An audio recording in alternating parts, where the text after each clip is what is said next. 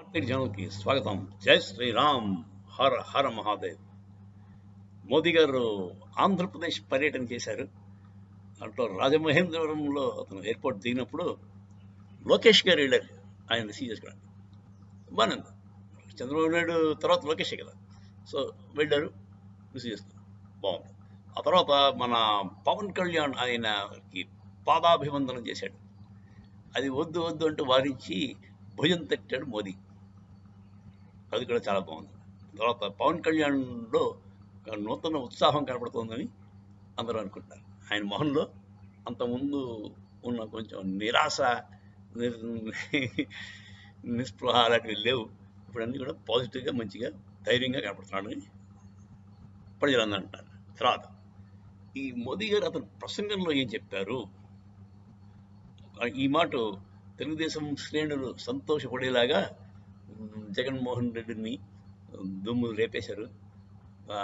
జగన్మోహన్ రెడ్డి తాలూకు వైఎస్ఆర్సీపీ, మామూలు ఇంకో కాంగ్రెస్ పార్టీ ఉంది కదా, మెయిన్ కాంగ్రెస్ పార్టీ. ఆ కాంగ్రెస్ పార్టీ రెండు ఒకే కోవకు చెందినవి, రెండు ఒకలాంటి భావజాలంతోనే పనిచేస్తాయి అని చెప్పి అతను అన్నారు. అంటే కరప్షన్ పాయింట్లో ఇక్కడ కరప్షన్ ఉంది, అక్కడ కరప్షన్ ఉంది, డెవలప్మెంట్ ఇక్కడ ఉండదు అక్కడ ఉండదు అని చెప్పారు. వైఎస్ఆర్సీపీ కరప్షన్ శాండ్ మాఫియా, లిక్కర్లోనూ బాగా కరప్షన్ చేశాడు అంటున్నారు అని అన్నాడు మోదీ గారు. తర్వాత డెవలప్మెంట్ పరంగా పోలవరం చేయలేపాడు, 15,000 కోట్లు ఇచ్చాం మేము, అయినా ఆయన ఎక్కడ ముందుకు తీసుకెళ్ళలేపాడు. తర్వాత 3 రాజధానుల పేరు చెప్పి ఏ రాజధాని డెవలప్ చేయలేదు అని అతను కొంచెం క్రిటిసైజ్ చేశారు జగన్మోహన్ రెడ్డి గారు. లాస్ట్ టైం చేయలేదు, ఈ మాట చేశాడు. తర్వాత మన జూన్ 4వ తారీఖుకి కొత్త ప్రభుత్వం వస్తుంది బాబు గారి ఆధ్వర్యంలో. అప్పుడేమో ఎన్డీఏ కూటమి తాలూకు ప్రభుత్వం వస్తుంది, దానివల్ల మీకు అందరికీ డెవలప్మెంట్ జరుగుతుంది అని చెప్పి అతను హామీ ఇచ్చాడు. పోలవరం ఒకటి చేస్తానన్నాడు 2 yearsలో అమిత్ షా. అది మంచి మనకి ఉత్సాహకరంగా ఉంది. పోలవరం కానీ 2 yearsలో చేయగలిగితే మనకి ఆంధ్ర, మనం మేము ఉండేది ఉభయ గోదావరి జిల్లాలో కదా, మేము ఉండేది యాక్చువల్లీ తుని పక్కన. సో బాగా మనకి వాటర్ వస్తే ఇంకా బాగా రైతులకు మంచిది నా ఉద్దేశం. సరే అండి, ఇది మన మోదీ గారి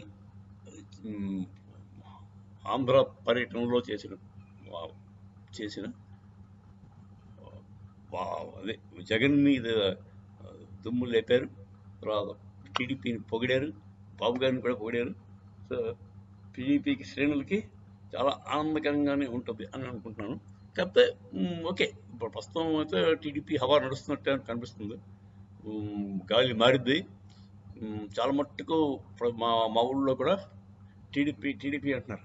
అంతకుముందు వైఎస్ఆర్సీపీలో ఉన్న వాళ్ళందరూ కూడా జంపైపోయి ఇటు వచ్చేసారు, చేసి టీడీపీకే ఓటు వేసేటట్టున్నారు. సో ప్రస్తుతం అయితే హవా టీడీపీ వైపు మళ్ళిందండి. మరి ఇదే కంటిన్యూ అయిపోతే ఇంకొక వారం రోజులు మ్యాక్స్ ఇదే కంటిన్యూ అయితే టీడీపీ గెలవడానికి చాలా అవకాశాలు ఉన్నాయి అనిపిస్తుంది. జై శ్రీరామ్. హర హర మహాదేవ్.